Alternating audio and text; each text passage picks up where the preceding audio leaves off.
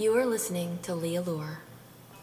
Make sure that you are seated in a comfortable position with your headphones on for the best effects.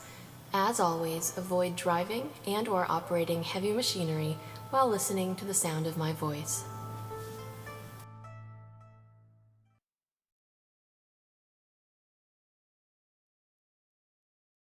What that means is that there will be hypnosis. I'm going to be doing hypnosis, so I don't want anyone to think that that's not happening. Will be happening, and here we go. So today we're just going to do a couple things that are designed to help people feel good, because there's a lot of stuff going on in this world right now that's kind of shitty. So what can we do about that? Well, first of all, I'd like you guys just to take a nice deep breath in and let it go. And as you let it go ahead and feel your body kind of getting into a really comfortable position for you. Whatever that means.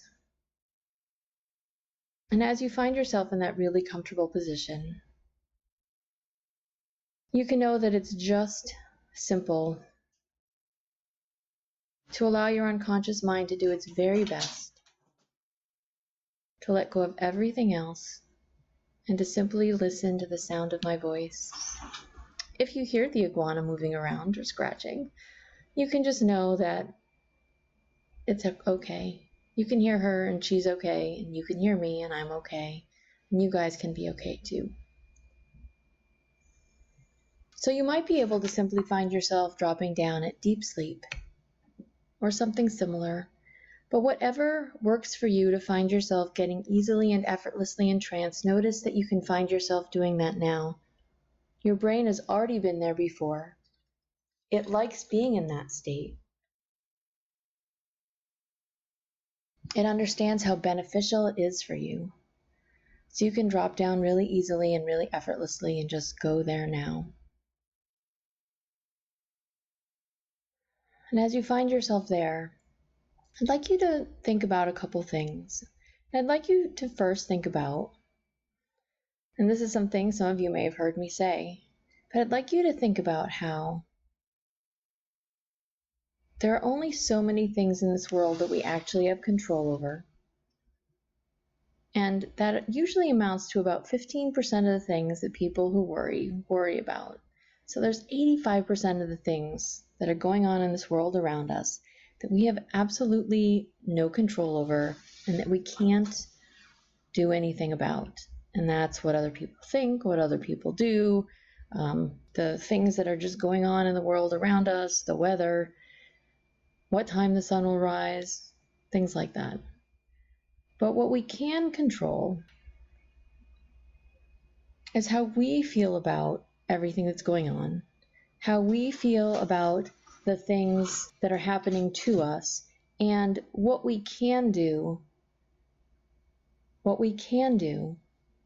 in our own little world to make everything better. So, for example, I'm concerned about a bunch of things right now. And one of the things that I'm concerned about is, what am I going to do with myself over the next couple of years? So, especially right now, there's all sorts of things going on. And I have friends that are going through multiple choice decisions that they have to make right now. They're really the only ones that can do it, and that's all right. But they have to make a choice, and they have to make the best choice. And that's a hard thing to say, because how do we know that the best choice today is going to be the best choice tomorrow? You don't. So what you do is you make a short-term best choice for today, and then tomorrow you reevaluate and you decide if you need to adjust that or not, and if you need to adjust it, you do. But how can we feel better about ourselves?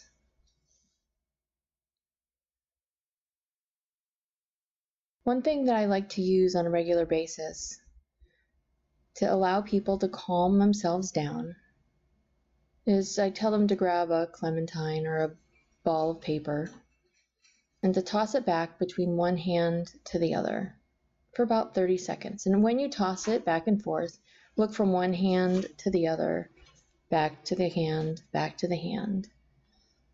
When you do this, you engage the logical part of your brain. Usually when people are in a very uptight state or a very emotional, heightened state, the emotional part of their brain has swamped any logical part of them that could allow them to come to some decision on their own about what making a good decision right now would look like. So whether or not you actually have an orange or a piece of paper that you can crumple up into a ball, you can imagine that you're doing that. You can imagine you've got something in your hand, you're just going to toss it from one hand to the other, watching the arc of it as it goes from one hand to the other with your head and your eyes, just for about 30 seconds. As you imagine yourself doing that, going back and forth from left to right, right to left, for about 30 seconds over and over, following that with your eyes and your head, as you re-engage the logical part of your brain, as the part of you that was very emotional begins to calm down just a little bit, you can notice that when you do that, the best idea that you have for allowing yourself to make a good decision, the best idea you have for allowing yourself to feel better once that's over, those things can simply pop into your mind. And as those thoughts simply pop into your mind, you can hold on to how good it feels to know that you've done a thing. A lot of times people get stuck on having done nothing. But in this instance, you've done quite a few things. The first is that you've calmed yourself down. You've re-engaged the logical part of your mind. And you've made a decision, or perhaps even two. As you find yourself having made that decision or two, the next thing you can find yourself doing is acting upon it. It can get really easy to just act upon that, as your brain understands that that is the thing that is going to help keep allowing you to feel good, even if you only do it for today, and if for tomorrow you find yourself realizing that another choice is better, that's totally fine. So go ahead and keep sliding and sinking down more and more deeply, while your brain thinks about what that's like to let go a little bit, to re-engage the logical part of your brain, to make a good decision, and to let yourself feel better because you made a good decision. The best decision you could make at the time. Our unconscious minds always want to make the best decisions for us at any given moment. Even if we think at some later point in time that it wasn't a very good decision, it doesn't matter. Our brains make the best decision for us at the time that it knows how to do. We can change our ability for our brain to make different decisions. Our brains get stuck in, well, not really ruts, but I like to call them superhighways. We build a superhighway when we do a thing over and over and over again, and it becomes a thing that we do without thinking about it. I often use tying a shoe, but that could be a thing like being anxious. That could be a thing like not being kind to ourselves. That could be a thing like just being angry at nothing. We've built a response that for us was helpful at one time, and we've done it so often that our brain defaults to that action, whether or not it's helpful for us. So today, let's try and get rid of something that we do that isn't helpful for us. I'd like you to find yourself thinking about a thing that you do that isn't helpful for you, no matter what that is. And as you find yourself thinking about a thing that you do that isn't helpful for you, I'm going to ask you to go in and ask your body, to ask your mind, however you get a response is totally acceptable, to talk to the part that controls the thing that you wish you didn't do. And that could be as literal as, hey, can I talk to the part that keeps me angry? and wait until you get a response. So for some people, it's going to be a very loud verbal yes. For some people, it's going to be a physical sensation somewhere in their body. Now, I didn't expect it, but I think I got one of those in my stomach. I don't often talk to my body in that same way that I ask a lot of my clients to. So I think I got one in me. So when you think you got a response and you want to make sure, the next thing to do is to say, hey body, hey part, can you just make that sensation stronger, letting me know that that was in fact you saying yes to me? And wait and notice what you get. If it was that part, fantastic. We're going to now have you ask that part if it would be willing to do something different. So being angry, for example, is a really interesting thing because it gives us a lot of different sensations. It gives us a flushed body often. It gives us tensed muscles. It might give us a surge of adrenaline. So the part that's responsible for whatever it is that you're doing has actions that it performs. And you might be able to figure out what those are. Like for some people, it might be, their head drops down or their body caves in. For some people, it might be that they can't make eye contact. It might be that they get cold. It might be that their stomach feels like butterflies or something, some other part of them feels something. Whatever it is that your body response is, and you may not even specifically know it, but if you do know it, go ahead and think about those things. So ask the part of you that's responsible for doing the thing that you wish you didn't, if it would simply change to do something different, which is to say, instead of, say for me, getting a flush of, I guess that was anger in my stomach, if it would instead just sort of give me a nice calming, cool sensation in my stomach instead, the next time I might find myself feeling angry. And then ask it if it would do that sensation as a yes response to you, and notice what you get. And as you do that, and as you notice what response you get, allow your brain to allow your body to just feel a little bit better. Thank your unconscious mind for doing this change. All of our parts are useful, even the parts that we don't necessarily understand why they're doing a thing. They've done a thing because long ago, for most of us, we trained them to do a thing.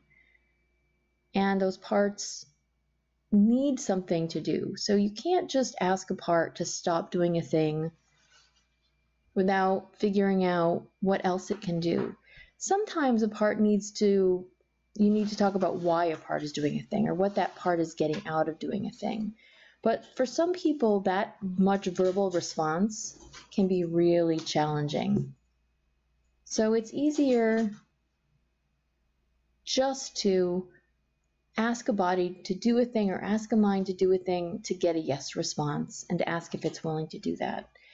If your brain isn't willing to do a thing right now, it might be because it feels that you still need that part, or that it's not trusting the process in some way that it will actually have an effect, which is okay, especially if this is the first time that you've ever listened to my voice.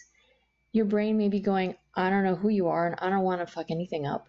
And that's totally acceptable. So please just give yourself congratulations for going through the process, even if you got the answer, no, I don't want to make any changes.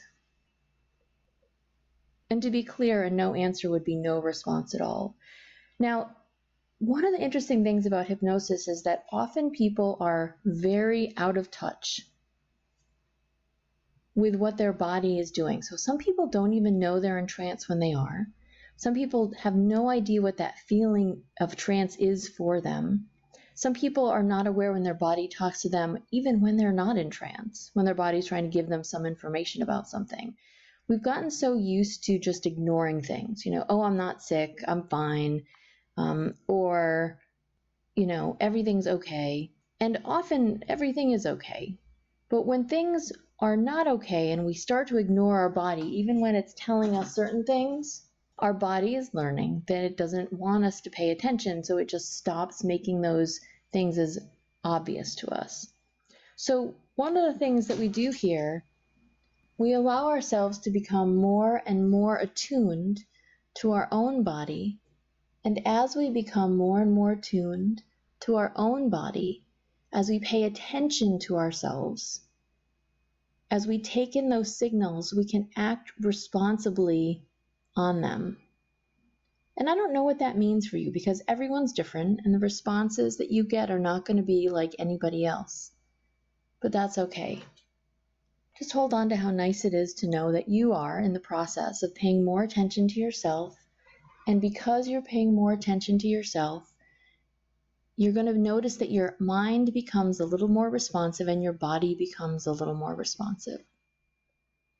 As your mind and your body become a little bit more responsive, feel how nice that is to just let go. Feel how nice that is to just drop down deeper. Feel how nice that is to accept that you are becoming better and better at doing a thing, even if you didn't get it the first time. The first time you tried to tie your shoe, it may have ended in disaster. I don't know. It was so long ago for most of you, all of you, that if you don't remember anything about it, that is all right.